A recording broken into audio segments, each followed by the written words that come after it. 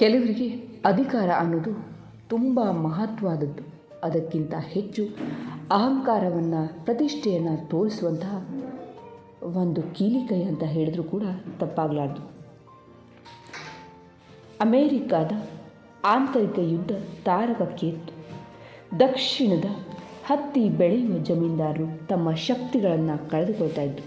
ಆದರೆ ಸಾವು ನೋವುಗಳು ಅಪಾರ ಸಂಖ್ಯೆಯಲ್ಲಿ ಆಗ್ತಾಯಿದ್ವು. ಎಲ್ಲರ ಬದುಕು ದುರ್ಬರವಾಗ್ತಾಯಿತ್ತು. ಪ್ರತಿ ಮನೆಯೂ ಸ್ಮಶಾನವೇ. ಯಾರ ಮುಖದಲ್ಲೂ ಕಳೆಯಿಲ್ಲ. ಅಟ್ಲಾಂಟಾ ನಗರದ ಹೊರವಲಯದಲ್ಲಿ ಘನಘೋರ ಯುದ್ಧ ನಡೀತಾ ಇತ್ತು. ಆಗ ಯುದ್ಧದಲ್ಲಿ ಅಮೇರಿಕಾದ ಸೈನ್ಯದ ಜನರಲ್ ಆಗಿದ್ದ ಜಾರ್ಜ್ ಮ್ಯಾಕ್ಲೆನನ್ ರವರನ್ನು ಭೇಟಿಯಾಗಲಿಕ್ಕೆ ರಾಷ್ಟ್ರಪತಿ ಲಿಂಕನ್ ಹಾಗೂ ರಕ್ಷಣಾ ಕಾರ್ಯದರ್ಶಿ ಅಟ್ಲಾಂಟಾಕ್ಕೆ ಹೋದರು. ಸುಂದರವಾದ ನಗರ ರಣಭೂಮಿಯಾಗಿದೆ. ಎಲ್ಲಿ ನೋಡಿದರಲ್ಲಿ ಬೆಂಕಿ, ಹಾಹಾಕಾರ, ಸಾವು ನೋವಿನ ಕಿರುಚುವಿಕೆಯೇ ತೋರ್ತಾ ಇತ್ತು. ಇವರಿಬ್ಬರು ಜನರಲ್ ವಾಸವಾಗಿದ್ದ ತಾತ್ಪೂರ್ವಕವಾದಂತಹ ಮನೆಗೆ ಹೋದರು. ಇನ್ನು ಜನರಲ್ ಯುದ್ಧ ಭೂಮಿಯಿಂದ ಮರಳಿ ಬಂದಿರಲಿಲ್ಲ.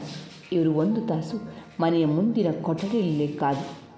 ಜನರಲ್ ಬಂದ ತಕ್ಷಣ ತಾವು ಬಂದಿರುವುದನ್ನು ತಿಳಿಸಬೇಕಂತ ಅಲ್ಲಿದ್ದ ಅಧಿಕಾರಿಗೆ ಹೇಳಿದರು. ಸ್ವಲ್ಪ ಹೊತ್ತಿನ ನಂತರ ಮನೆಯ ಮುಂದೆ ಕುದುರೆ ನಿಂತು ಇವರಿಗೆ ಕಿಟಕಿಯಿಂದ ಜನರಲ್ ಕುದುರೆಯ ಮೇಲಿನಿಂದ ಕೆಳಗಿಳಿದು ಕಾಣಿಸ್ತು. ಜನರಲ್ ಭುಜಕ್ಕೆ ಗಾಯವಾಗಿ ರಕ್ತ ಒಸಸ್ತಿದೆ. ಬಟ್ಟೆಗಳೆಲ್ಲ ಕೊಳಕಾಗಿ ಮುಖದಲ್ಲಿ ಚಿಂತೆ ಮಡುಗಟ್ಟಿ ನಿಂತಿದೆ.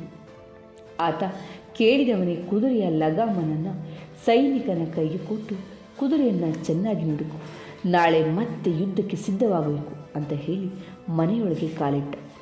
ಅಧಿಕಾರಿ ಜನರಲ್ನಿಗೆ ರಾಷ್ಟ್ರಪತಿಗಳು ಮತ್ತು ರಕ್ಷಣಾ ಕಾರ್ಯದರ್ಶಿಗಳು ಬಂದು ಕುಳಿತಿರುವ ವಿಷಯ ತಿಳಿಸಿದ.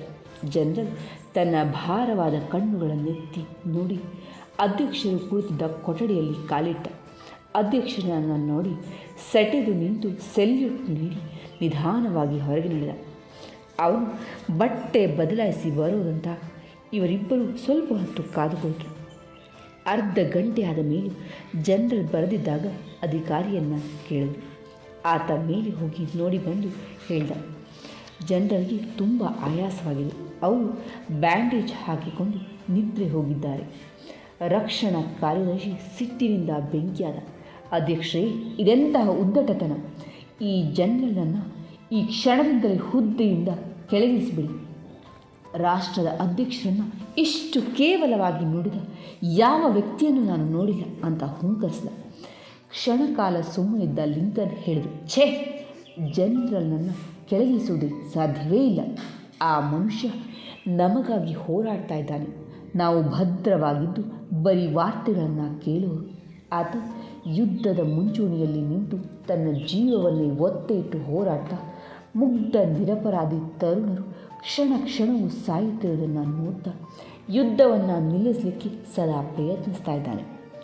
ಅವನ ಮೈಯಿಂದ ಹರಿಯುತ್ತಿರುವ ರಕ್ತವನ್ನು ನೋಡಿದ ಅವನು ತನ್ನ ಪ್ರಯತ್ನದಿಂದ 1 ತಾಸಿನ ಮಟ್ಟಿಗೆ ಯುದ್ಧವನ್ನು ನಿಲ್ಲಿಸಿ ರಕ್ತದ ಕೋಡಿ ಹರಿಯುವುದನ್ನು ತಡೆದರೆ ನಾನು ಅವನ ಕುದುರೆಯ ಮೈ ತಿಕ್ಕಿ ಬೂಟುಗಳ ಮೇಲಿನ ಧೂಳನ್ನು ಕೂಡ ಕೈಯಿಂದ ಒರೆಸಲಿಕ್ಕೆ ಸಿದ್ಧನಿದ್ದೇನೆ.